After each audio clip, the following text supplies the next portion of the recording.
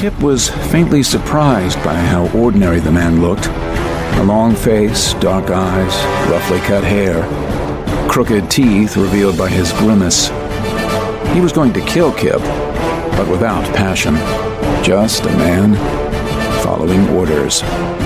Before Kip could gather magic one more time, the drafter imprisoned Kip's arms in red sludge, sticky and thick. Kip couldn't move. The drafter raised his bespectacled eyes toward the sun once more. Magic spiraling like smoke down into his arms, filling him with power for the killing blow. A dense indigo dot appeared on his ear, then over his temple as his head moved, as if someone with a lantern letting out a single ray of light from somewhere in the forest was somehow focusing that little beam right on his... Something huge and yellow blasted into the red drafter so fast and hard, it seemed the man had disappeared. The red Luxon sludge holding Kip fell into dust. Kip stood and looked in horror at what had been a man.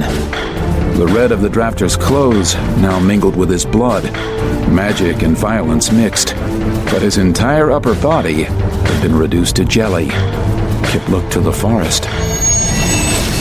With the boy saved for the moment, Gavin ran toward the Mirror Men. Karis had headed down the hill to save the other boy running for the river, but she was already too late. The Mirror Men formed up with surprising discipline and speed. None of these men had bothered to bard their horses. Barding was heavy and awkward, and tired the horses quickly. And the Mirror Men obviously hadn't expected to run into any real opposition, much less drafters.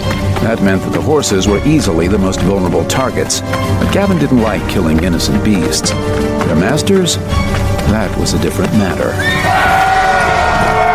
He swept a hand in a sharp, hard arc.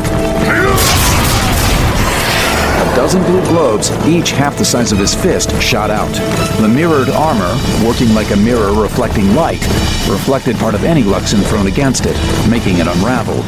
That was a big problem for a drafter trying to cut down a horseman with a Luxon sword, but it was only protection, not invulnerability.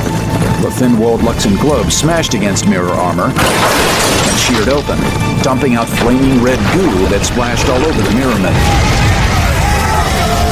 Men were crashing to the ground from their saddles, trying to roll and put out the fires.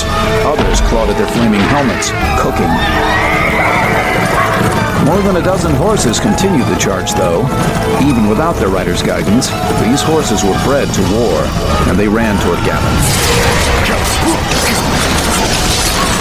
Gavin threw green wedges around himself like a clamshell and braced himself. The horses jostled him hard as they charged past, but left him standing. There were only 3 Mirrormen left uninjured, all of them men on the ends of the line who'd broken off the charge early. They were sawing their reins, turning tail to flee. Cowards, perhaps, but smart cowards. Gavin flicked fingers at each in turn. Super Violet Luxon was fast, light, and invisible to almost everyone. Like a spider, each dot stuck to one of the men, and then climbed up to the joint in their armor at the back of their necks. 3 spiked missiles of yellow Luxon sped along the superviolet spider webs, trailing from those spiders to Gavin a moment later.